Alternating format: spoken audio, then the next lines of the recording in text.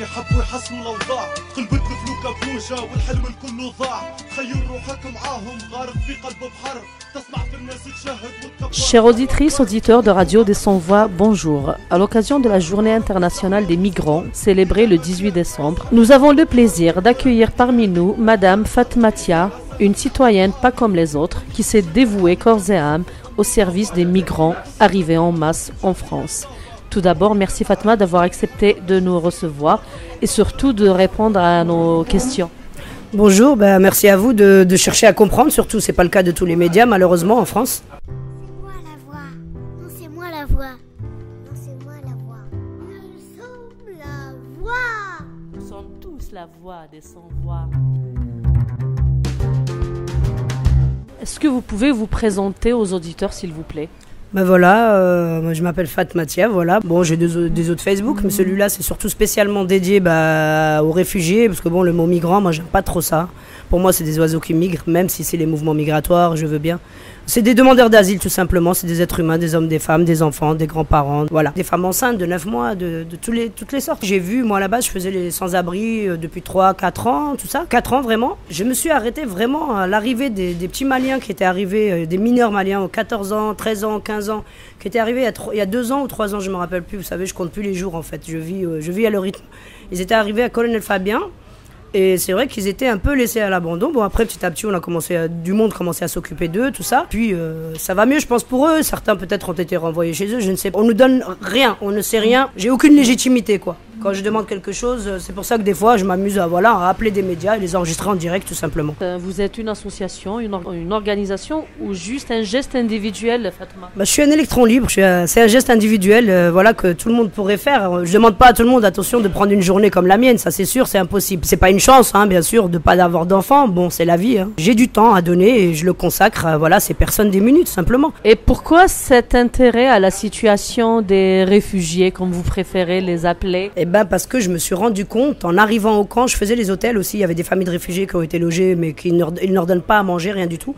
Et en arrivant au camp, après ça, pour voir une famille réfugiée, pour voir ce qui se passe au camp, parce que moi je voyais que sur Facebook, tout le monde s'occupait du camp, soi-disant, que les réfugiés allaient bien, que l'État aussi s'en occupait. Bon, ça, je m'en doutais que s'ils s'en occupaient pas, on sait que ce qu'ils racontent les médias. Mais arrivé au camp, j'étais juste scandalisée, choquée de voir des bébés par terre, des nourrissons. Il y avait un petit nourrisson, elle avait 3 mois la petite, elle avait pas de lait, sa mère n'avait pas de lait dans les seins, alors la petite était en train de pleurer à larmes chaudes. Avec une amie, elle a été lui acheter du lait en poudre, tout ça, et j'ai pris un autre bébé de 6 mois dans mes bras, Azem, un joli petit garçon d'ailleurs, ils étaient à l'hôtel à Cergy. J'ai éclaté en sanglots en fait, parce que c'était impossible de voir tout ça de bébés dans une rue à Paris, dans une avenue comme ça par terre. C'était juste horrible. Malgré ça, ils gardent le sourire, je comprends pas comment ils font, vraiment, ils ont la foi, beaucoup d'entre eux ont la foi. Ils prient à même le sol sur des cartons, la mairie leur enlevait souvent les robinets, les laissait sans eau, mais ils trouvaient le moyen de prier. Comment ils faisaient pour faire leurs ablutions, vous voulez savoir? Ils attendaient la sortie de l'eau des égouts, ils la prenaient à même au vol et ils faisaient leurs ablutions, c'est juste incroyable. Et heureusement qu'ils ont la foi, c'est ça qui les aide à se canaliser. Ils subissent, les rafles policières, c'était horrible,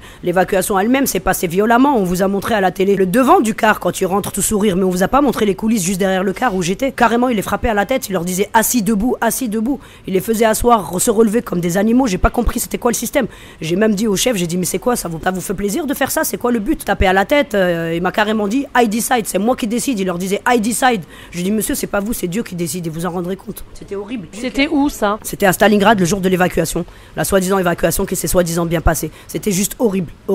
Depuis le 17 octobre 61, pour les Algériens, j'ai jamais vu autant de violence à Paris. Franchement, j'ai jamais vu. Venant de la part des services de l'État, de l'ordre, c'était juste horrible. Il y avait carrément un réfugié qui avait une couverture tigrée. Un des CRS s'est amusé à dire « Ah, le tigre du Bengale à la gale ». C'est juste horrible, quoi. Comment on peut faire ça en étant un homme de l'État, un homme de loi? C'est pas possible.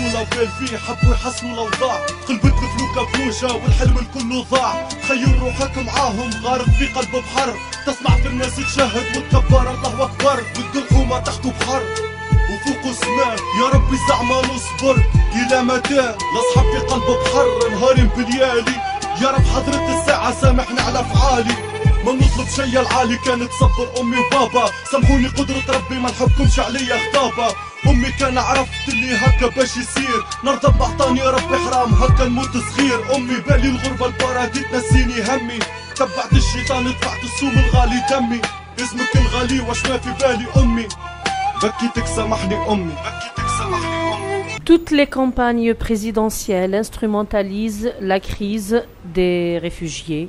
Nombreux osent même tweeter « Ils envahissent la France » pour parler des migrants. Quelle serait la réalité, Fatma? Déjà, je vais vous répondre à ce qu'ils disent, là, qu'ils envahissent la France. Fut un temps où ces chers politiques français, la France, ça les dérangeait pas qu'elle soit envahie par nos grands-parents, nos parents. Ça les dérangeait pas parce qu'il fallait reconstruire leur pays. Je dis leur pays parce que moi, je me sens pas comme étant dans mon pays, je suis désolé. On me le répète 24 heures sur 24, on me le fait voir 24 heures sur 24 depuis très jeune. Depuis très jeune, on nous dit qu'on n'est pas chez nous. C'est vrai quand on était plus petit, bon, la France, oui, on l'aimait parce qu'on vivait, on s'amusait. Mais on était jeunes, on savait pas ce qui se passait, la réalité. On croyait que les médias, ils disaient la vérité. Moi, j'ai une grand-mère, elle a fait la guerre d'Algérie, paix à son âme. Elle est morte il y a 5 ans. C'est elle qui m'a un peu élevée. Elle m'a toujours dit, ma fille, tu ne seras jamais française. Et ça, je ne l'oublierai jamais. Et elle a eu raison.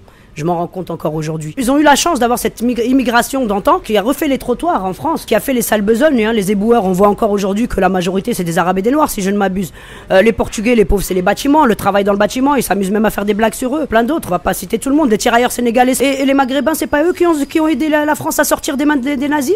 Non? C'est que les Américains? Non, du tout. Les Américains c'était derrière. Et les tirailleurs sénégalais, les Maghrébins, eux étaient devant comme la chair à canon. C'est eux qui ont libéré la France. Et les Corses, qui les a libérés si c'est pas les Marocains? Alors il faut un peu être les goumiers marocains, il faut un peu être réaliste et un peu moins amnésique et un peu de reconnaissance, ça serait pas mal. Et en parlant d'envahissement aujourd'hui, pourquoi sont-ils là ces pauvres réfugiés? Par exemple les Syriens. La France, elle n'est pas en train de bombarder leurs hôpitaux et leurs écoles? Combien de milliers de gamins qui sont morts, de vieillards? Combien ils sont handicapés? Combien sont paralysés? Combien il leur manque un œil? Combien ont vu leurs enfants mourir dans leurs bras et leur mère et leur père? Moi, je peux même pas ressortir toute leur souffrance, ça serait honteux de ma part de dire ça. Mais je fais une preuve d'empathie peut-être un peu plus énorme que d'autres personnes parce que j'ai vécu des 24 heures avec eux. Et ils me racontent chacun leur histoire. C'est juste horrible. Je pleure des fois. Je pleure le matin, le midi et le soir. Quand je me rappelle de chacun ce qu'ils vivent et ce qu'ils vivent encore aujourd'hui. S'ils ont envahi votre pays, comme vous le dites si bien, messieurs les politicards en carton, parce que vous n'êtes pas des politicards, vous êtes des politicards en carton, vous servez à rien. Vous instrumentalisez un jour l'islam, un jour les Africains, un jour l'immigration. Mais c'est quoi? À quoi vous jouez? S'ils sont ici, c'est parce que vous pactisez avec leurs dictateurs. Vous détruisez leur pays. Vous bombardez leurs hôpitaux et leurs écoles. Vous êtes en train de faire des destructions de masse. Le 18 décembre est déclaré Journée internationale des migrants. Pensez-vous, Fatma, qu'on n'en parle pas assez de la situation des migrants dans le monde aujourd'hui? Pour moi, on n'en parle pas du tout parce que les médias, c'est le... Voilà, excusez-moi, vous êtes un média, mais vous cherchez à comprendre ça, c'est un vrai média. Parce qu'aujourd'hui, il faut savoir qu'ils ne laissent pas les journalistes faire leur travail. Même s'il y a de bons journalistes à BFM, même s'il y a de bons journalistes à iTélé, mais ils ne font pas leur travail. Vous savez, il y a longtemps, le père qui a été... ça n'a rien à voir avec ça, mais le père qui a été tué de 17 coups de couteau par un facho qu'on n'a pas retrouvé, que de toute façon, on n'a pas dû se prendre la tête à chercher. C'est catégorique, j'en mets ma main à couper, à mon corps complet. Ce jour-là, j'ai vu que ça passait pas à iTélé, j'ai dit, mais c'est incroyable, un homme... tué de 17 coups de couteau, un vieillard, un père de famille par un facho, et on le médiatise pas, c'est incroyable. J'ai appelé télé, j'ai appuyé sur mon téléphone sur enregistrer. D'abord j'ai demandé, c'était à l'époque de Charlie, donc c'était un peu tendu, hein. J'ai appelé, j'ai demandé, j'ai dit voilà, bonjour, est-ce que je pourrais avoir la rédaction? Je m'interroge sur une situation, vous en avez pas parlé, un père, nanana. Qu'est-ce qu'elle m'a dit? Non, on peut pas vous répondre. J'ai rappelé une autre fois, tout de suite après, j'ai dit voilà, bonjour, j'aimerais passer un hommage à Charlie, nanana. Et ben là, on m'a passé la rédaction. Est-ce que c'est normal? Et bien après ça, j'ai déballé ce que j'avais à dire et j'ai enregistré en même temps mon appel. Et j'ai mis ça sur Facebook directement. Et bien là, ça a choqué beaucoup de monde, hein, d'entendre la rédaction d'ITélé qui ose me dire « Ah non, mais on n'en a pas entendu parler. » Ah bon, vous n'en avez pas entendu parler? C'est vrai que c'est pas important, hein. Un père maghrébin tué 17 coups de couteau par un facho. C'est pas très important, ça. L'indignation sélective, la médiatisation sélective, la géométrie variable, ça, c'est votre domaine. Merci beaucoup. D'où viennent la majorité des migrants que vous rencontrez, Fatma? Voilà, ça aussi, ça m'a un peu amusé d'entendre BFM TV encore et encore, que j'appelle BFN, H-A-I-N, parce que ce sont des fabricants de haine, des propagandistes, des menteurs. C'est pas beau ce que vous faites, vous savez. Vous montez les gens les uns contre les autres, de fabriquer des fachos, de fabriquer de l'extrémisme. Et ça, c'est pas bien ce que vous faites. Ils sont venus, BFM, ils ont osé dire qu'après l'évacuation de Calais, eh bien tout le camp, c'était ces gens-là qui sont venus de Calais. Or non. Moi, j'y étais 24 heures sur 24, messieurs, dames de BFM. Hein. Moi, je peux vous dire d'où ils venaient toutes ces familles. De 26 000 Chaque soir, à 2h du matin, des hommes arrivés par 7 de 26 000. La plupart sont arrivés, voilà, de 28 000 à Nice à pied. Ils ont marché dur. Il y en a qui sont venus de Calais, mais ça fait bien longtemps avant l'évacuation. Après l'évacuation, il n'y en a pas eu du tout. Il y en a eu une semaine avant l'évacuation, un frère qui est venu rejoindre son frère, tout simplement. Alors arrêtez de mentir. Dites la vérité, pour une fois de vos vies. Ils sont d'origine d'où, en fait? Eh bien, il y a des Érythréens, des Soudanais, des Afghans, des Libyens, des Palestiniens. Oui, des Palestiniens. De Gaza, vous savez, le cimetière à ciel ouvert. On a aussi des Yéménites. Et oui, parce que la France soutient ces criminels qui ont détruit le Yémen. Donc, ils ont pensé avoir l'asile en venant ici. Ils pensaient avoir un minimum de protection, au moins pouvoir dormir et manger avec leur bébé. Ils venaient dans les bras. Une femme est arrivée un soir avec son mari et son bébé de 1 an. Comment ils sont restés à la rue? Heureusement, on a pu trouver une tente.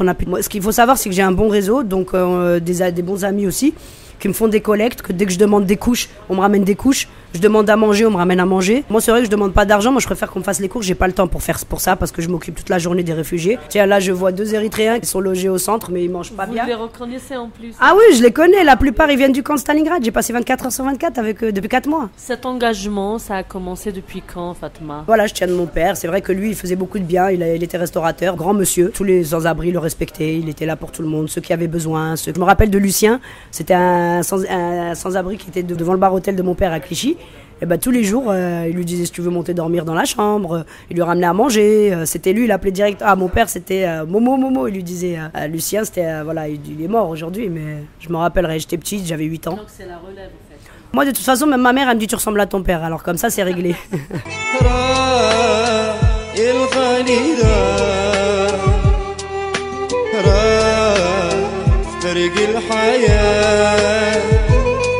Réfugié aujourd'hui, le pauvre, il va pas aller voler pour manger, il va se faire embarquer direct. Et en plus, ils ont tellement la foi qu'ils attendent. Vous savez, il y a des fois où ils ont pas mangé 48 heures et que j'arrive, j'ai les boules quand ils me disent ça. Dans les hôtels, pareil. Alors qu'il y a des associations qui sont censées s'en occuper. Dans les Formule 1, on les met dans des Formule 1 sans leur donner ni ticket ni rien. Et des mineurs carrément, des mineurs ont été mis dans des hôtels où ils n'ont pas de ticket de restaurant, rien à manger, ils viennent manger à Stalingrad ou ils viennent manger à la Chapelle. Je voulais vous parler des mineurs justement. Qu'en est-il des mineurs réfugiés? Ont-ils droit aux soins au moins? Les soins, oui, je vais pas vous mentir, ils ont droit aux soins pour certains. Les mineurs quand ils arrivent, par exemple là j'en ai un, depuis vendredi, je l'ai trouvé frigorifié. Même Utopia, le collectif, ils ont dit à Emmaüs, faites-le rentrer, il est mineur. Rien du tout, ils l'ont pas fait rentrer, il était assis par terre frigorifié le pauvre. Bah j'ai fait quoi? J'ai dû l'emmener dans une tente pour qu'il dorme. Et là encore, tout le week-end, ils l'ont pas laissé rentrer lundi non plus ce matin apparemment. J'attends de voir, je vais aller le voir. Mais c'est incroyable, c'est pas normal de faire des trucs comme ça. Déjà, il faut savoir que ce centre de Porte-la-Chapelle, moi je l'appelle le centre de la honte. Pourquoi? Ils ont osé les tatouer, les tamponner. J'allais vous parler. Ouais, carrément mettre des tampons dans les bras, dans les avant-bras comme les nazis faisaient quoi. C'est juste horrible, moi ça m'a choqué de voir ça. Alors j'ai filmé en direct, tout simplement. J'ai filmé. Et ils leur ont mis, pour certains, il y en avait un Soudanais, il avait une étoile jaune une étoile blanche, pardon. Excusez-moi, je dis jaune parce que moi je suis en train de me dire, il faut carrément qu'ils leur cousent ça, c'est mieux, parce qu'on est revenu vraiment à un temps en arrière. C'est incroyable de revenir. Tout le devoir de mémoire que vous faites sur la Shoah, et on ose aujourd'hui marquer des réfugiés. Pourquoi? Parce qu'ils sont noirs. Ils ont carrément mis le tampon, le soleil, le tampon d'Emmaüs, c'est ça le soleil, sur l'étoile. C'est insultant, trouver une autre place. C'est dégradant, c'est impossible de faire des trucs comme ça. Moi, j'ai pas compris. Et sur les baskets... Alors, le problème des mineurs, c'est que déjà, l'ASE, c'est l'aide sociale à l'enfance. C'est elle qui dépend du département, elle ne les protège pas. Mais alors, pas du tout, alors qu'elle est censée s'occuper des mineurs. Lorsqu'ils arrivent à Paris, ils vont au demi. Le demi, il est géré par la Croix-Rouge. Elle est payée, il faut savoir que la Croix-Rouge est payée par l'État pour s'occuper des mineurs arrivants. D'accord? D'ailleurs, c'est ma copine Catherine, des fois, qui les emmène. Quand elle les voit pas dehors, la pauvre, elle les emmène carrément à Couronne, chez la Croix-Rouge, à leur siège. Des fois, ils les mettent à l'hôtel, des fois, ils les renvoient. C'est incroyable. Certains ne peuvent même pas y entrer, alors que le droit impose la présomption de minorité. Ça, déjà, c'est illégal. Vous travaillez dans l'illégalité, messieurs. Et ceux qui arrivent à être évalués, au cours d'un entretien au demi, ils sont rejetés près de 9 fois sur 10. Voilà, parce qu'il y en a qui sont pris, il y en a qui sont pas pris. Alors, soi-disant, ce serait, vous avez le mec, il a une tête de bébé, franchement. Alors, mais est-ce qu'il est vraiment mineur? Bah, je sais pas, ramenez un dentiste, hein, j'ai envie de dire. Vous pourrez évaluer, hein, parce que si ça commence comme ça, bah, faites-le directement, ça fera perdre moins de temps à ces gamins. Et puis ensuite, il y a certains mineurs qui saisissent le juge pour enfants. Les juges reconnaissent alors une fois sur deux que l'ASE s'est trompé et que le jeune est bien mineur. Mais bon, c'est pas toujours le cas. Moi, je trouve que c'est vraiment un temps perdu pour leurs études, comme m'a dit une amie Sonia, qui s'occupe aussi des mineurs. Vous êtes combien vous occupez en fait, des mineurs? Il y a une Sonia, une amie. Alors, il y en a une, Tempérance, elle travaille, je crois, avec le demi ou la mairie, je ne sais pas. La femme en a laissé énormément à la rue. On se demande pourquoi elle occupe ce poste. On se demande.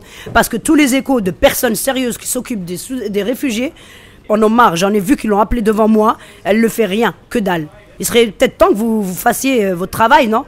Parce que le jour de l'évacuation, par exemple, à cause de vous, des gamins sont restés à la rue. En juin dernier, l'UNICEF a publié une étude sur les conditions de vie terribles des enfants et des adolescents qui ont immigré clandestinement en France. Le titre de l'enquête était « Ni sain ni sauf ». Cette enquête dénonçait surtout l'indifférence des autorités françaises face à cette situation. Je partage totalement ce qui est dit, quoi. C'est pas normal. Le département 75 est le premier responsable avec la mairie. Il faut savoir ça. Dominique Versini, en charge de l'enfance solidarité, elle prétend qu'il n'y a pas de mineurs non accompagnés à la rue. Alors ça m'a fait un peu rire parce qu'il y avait que ça. Même au camp, ils prétendaient qu'il n'y en avait pas. Parce que maintenant, les enfants, c'est des esquimaux, on les voit pas. Voilà. Faut plus taper sur le conseil départemental de Paris et la mairie que sur les grosses assos. Ce sont les premiers responsables, les autres ne sont que des pions. Voilà, tout simplement, c'est comme ça. Et là encore, on a des mineurs dehors, on sait pas ce qu'on va en faire, ils laissent personne rentrer. Là, tout à l'heure, la police les a dispatchés. Il y a une centaine, ceux que j'ai ramenés dormir. Hier, ils étaient une soixantaine dans les tentes. Parce qu'ils les ont pas laissés rentrer. Ce matin, ils étaient là à 5 heures devant le centre. Ils se pointent devant le centre à 4-5 heures du matin. Faut savoir qu'ils ont pas le droit de dormir devant le centre. La police est appelée de l'intérieur par Emmaüs pour les virer de l'extérieur. Moi-même, vous allez être étonnés, j'ai été invité à quitter les lieux il y a 3 jours. J'ai donné à manger. Parce qu'il faut savoir que dans le centre, ils ne mangent pas. Ils n'ont que 100 repas. Alors qu'ils sont 400, c'est pas normal. Et le matin, aucune goutte de lait, c'est moi qui leur apporte. C'est des amis qui m'en font don. Ils n'ont que du café, du thé et du pain. Toute la journée, c'est ce qu'ils mangent. À moins qu'on leur amène, c'est incroyable quand même. Emmaüs a pris le contrat pour des millions de subventions parce qu'il faut savoir qu'ils étaient plusieurs à se battre ce contrat. C'est un appel d'offres, vous savez, comme si on appelait d'offres pour fabriquer un hôtel de luxe, quoi. C'est la même, c'est un appel d'offres. On s'est tellement vanté, Madame Hidalgo. L'abbé Pierre est juste en train de se retourner dans sa tombe, j'ai envie de dire. Mes respects et paix à votre âme, quoi, monsieur. J'ai vu sur les réseaux sociaux que vous préparez à manger vous-même chez vous pour les réfugiés. Vous êtes aidé par qui? Là, depuis le camp, tout ça, je ne prépare plus parce que j'ai pas de temps. Ce qu'il y a, c'est que c'est mes amis qui préparent. Là, par exemple, avant-hier, c'est une association de Lyon qui est arrivée. Il y a aussi, moi, au cœur de la précarité, qui m'a fait des dons de repas aussi, qui m'en fait toujours les lundis, avec des barquettes de repas, plus un kit avec une boisson, gâteau. C'est des super kits, quoi, vraiment. Et au cœur de la précarité, ils sont super actifs, mais partout. Ça, c'est des associations que vraiment, je respecte beaucoup. Et je respecte toutes les autres, attention, chacun qui a un engagement, je respecte. Je ne suis pas dans la critique. Seulement, je me rends compte que beaucoup d'associations ne s'occupent que des sans-abri. Alors que je suis désolée, les réfugiés sont laissés à l'abandon. Et ça, je suis pas d'accord. Qu'on doit venir me servir de très loin. J'ai d'ailleurs des copines, des sœurs de Creil, qui viennent tous les mercredis m'approvisionner, que ce soit en nourriture, en couverture, en vêtements. Vous savez, le camp, c'était pareil, c'était nous, c'était mes amis. Les vêtements, les gants, ils achetaient par 200, par 300, les bonnets, les écharpes, les gants, les chaussettes, les caleçons, parce qu'il faut qu'ils changent leurs caleçons, les pauvres. Personne n'y pense. Certains ramènent des vieux caleçons. Non, on veut pas de vieux caleçons. C'est des gens comme vous et moi. On leur achète des caleçons neufs, des culottes neuves. C'est des êtres humains qui ont droit à tous les gards qu'on se donne à nous-mêmes, je suis désolée. Mais en plus, appuyer sur le point qui fait mal, parce que non seulement il les laisse dans cette situation, la police maintenant c'est des ordres, mais il y en a qui prennent ça à cœur, malgré qu'il y en a qui sont super gentils. J'ai eu affaire à des agents, mais super gentils, qui compatissent parfois, qui se demandent même ce qu'ils font là, parce qu'ils se sont engagés, ils ont prêté allégeance pour autre chose, et pas pour s'en prendre au peuple ou à des êtres humains, quoi. C'est les ordres, que voulez-vous. Le préfet de police, il paraît qu'il fait son travail. Il a vraiment osé faire des choses, j'ai appris ça par la docteure du SAMU, qui est venue, on était témoins, on était plusieurs, et elle a dit, c'est le préfet de police, elle a crié haut et fort, elle a craqué, et elle a crié haut et fort. Elle a dit, mais nous on n'y est pour rien, on aimerait bien les aider, mais c'est le préfet de police qui nous l'a strictement interdit, il a dit de les laisser. Elle a craqué et après elle a fait une tête, oh là là, j'aurais pas dû dire ça. Eh oui, ça arrive madame, vous craquez, vous êtes un être humain, ça vous a fait mal au cœur qu'on vous interdise, mais normalement vous avez prêté le serment d'Hippocrate, vous devez sauver ces gens. Je vous avais demandé des aiguilles pour l'insuline du monsieur, il avait son insuline, il lui fallait seulement l'aiguille pour se la faire. Il a fallu que je fasse appel à mon réseau Facebook pour lui avoir des aiguilles d'insuline. C'est une honte de la non-assistance en personne en danger, et pour moi c'est une tentative de meurtre carrément. C'est quoi votre message à la France, le pays des droits de l'homme ? Oh, les droits de l'homme. Ils ne respectent déjà pas les droits de l'enfant, les animaux, les hommes. Mon message, c'est l'amnésie, c'est pas joli. Ces gens sont des êtres humains, comme vous et moi. Ils ont droit à tous les gards qu'on puisse leur donner. Ils n'ont rien demandé. Et vous voyez toutes les rafles, toutes les horreurs que vous leur avez fait subir depuis qu'ils sont ici en France. Déjà, la traversée a été très dure pour eux. Beaucoup ont perdu des enfants en route. Beaucoup ont perdu des maris, des mères, des pères en route. Beaucoup se sont retrouvés handicapés en route. Il y en a un, c'est un kiné, un Soudanais. Il était kiné chez lui. Et aujourd'hui, il a carrément une sciatique à la jambe, le pauvre, à cause du froid. C'est normal ça? Vos kinés, ils ont des sciatiques? Non, je rigole, mais ça me fait pas rire. C'est mon cœur qui me fait mal en fait.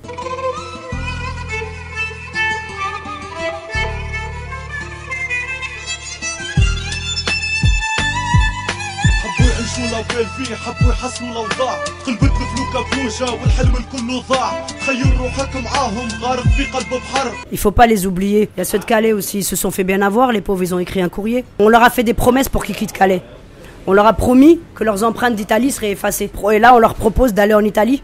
Eh bien, beaucoup ont commencé la grève de la faim. À Rennes aussi, ils ont commencé la grève de la faim. À Fontainebleau et sa femme, parce qu'ils leur ont donné du porc. Oui, du porc. Alors qu'ils savent qu'ils prient. Ils l'ont fait aussi à Sarcelles. J'ai même enregistré, j'ai parlé avec la sécurité civile. Il m'a dit oui, on a reçu des cartons, mais c'est pas mon problème, monsieur, vous avez reçu des cartons. Vous n'avez qu'à les manger, les faire à votre personnel. Eux, ils sont musulmans. Ils priaient à même le sol, sur des cartons sous la pluie. Vous croyez que votre porc, ils vont le manger s'ils ont faim? Ils préfèrent crever. Sans oublier à Fontainebleau, les fachos qui se sont incrustés à une réunion pro-réfugiés, scandant des slogans indignes d'un Français, indignes d'un être humain. On est chez nous, ouais, je veux bien, vous êtes chez vous. Ils sont chez eux aussi, parce que la terre, elle appartient à tout le monde. Il n'y a pas de frontières, les frontières, c'est vous qui les avez fabriquées, d'accord? Ils mettent aussi des tracts dégueulasses dans les boîtes aux lettres. Qu'est-ce qu'ils font quand ils les voient, les pauvres? Ils changent de trottoir. Il y en a un qui me l'a raconté, celui-là, il était ingénieur en aéronautique chez lui. Et vous, les fachos, vous changez de trottoir quand vous le voyez, les habitants de Fontainebleau. Mais vous faites bien de changer de trottoir, car vous n'avez pas la même valeur. Mais alors pas du tout, car un jour, il repartira dans son pays. Croyez pas qu'ils veulent rester chez vous. Ils veulent tous aller en Angleterre, mais ils n'ont pas le choix, vous les laissez pas passer.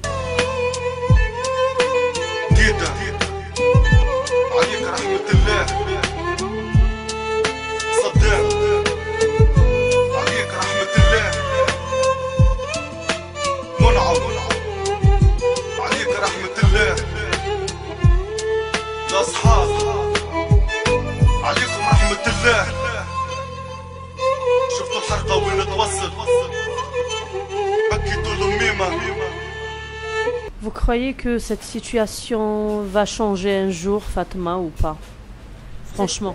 Moi, je vais être catégorique. Pour moi, cette situation, elle changera jamais. Je l'espère qu'elle changera. C'est mon plus gros désir. Déjà, avec l'évacuation, nous, on pensait naïvement que tout le monde pourrait se reposer, que les réfugiés auraient du répit, qu'ils pourraient dormir 1, 2, 3 jours, que nous, on pourrait aussi se reposer parce qu'on s'est donné 24 sur 24 avec Catherine et les autres. Et Catherine est une femme de 63 ans quand même. Mais non, au lieu de ça, on s'est retrouvés à faire pire parce qu'on se dispatche à droite, à gauche, on court partout. Et eux, les pauvres, les réfugiés, ils sont baladés comme des paquets cadeaux de Sarcelles, La Chapelle, après encore Nice, Le Havre, le Nord. Ils sont tous revenus. La plupart qui ont été envoyés au Havre, c'était dans un champ, ils sont revenus. D'autres, ils ont été envoyés des gymnases dégueulasses et congelés. Ils sont revenus, ils ne mangent pas en plus. Ils sont revenus. Et il faut pas compter sur l'entourage pour les nourrir. Quand c'est des endroits de fachos, ils vont rien leur donner. Déjà qu'ils les tuent pas, c'est déjà bien. C'est juste pas possible. C'est trop ce qui se passe. C'est incroyable. On peut pas leur faire ça. Un dernier mot, Fatma. Je sais même pas. Je reviens à ce que, excusez-moi, je suis en fait perturbé un peu. La France, elle doit faire un énorme devoir de mémoire concernant la colonisation. Ça, elle ne l'a jamais fait. C'est pour ça qu'elle en est là aujourd'hui. Oui, c'est bien de faire le devoir de mémoire, la Shoah. On compatit, bien sûr. Nous aussi, on a pleuré pour la Shoah. On a des amis juifs qui pleurent avec nous aussi pour les réfugiés. Mais vous, les dirigeants, les réfugiés qui arrivent ici, la plupart, il y en a beaucoup qui sont africains, c'est raciste. C'est parce que vous les engrainez, vous leur faites des lavages de tête, des lavages de cerveau. Si vous faisiez un vrai devoir de mémoire, que vous montriez tous les massacres que vous avez faits avant 62 et que vous avez fait en Afrique, que vous avez fait en Algérie, au Mali, au Sénégal, si vous faisiez ce travail de mémoire pour montrer ce qui s'est vraiment passé à votre peuple, aux vrais Français de souche, là peut-être que le racisme régresserait. Parce qu'ils se diraient, merde, peut-être que mon grand-père a fait ça, peut-être que mon arrière-grand-père a fait ça. Oh mais en vrai on doit se taire, hein. On même raser les murs pour certains, j'ai envie de dire. Merci beaucoup Fatma. Je voulais juste vous poser une dernière question en fait. Qu'avez-vous programmé pour le 18 décembre, pour la journée internationale des migrants?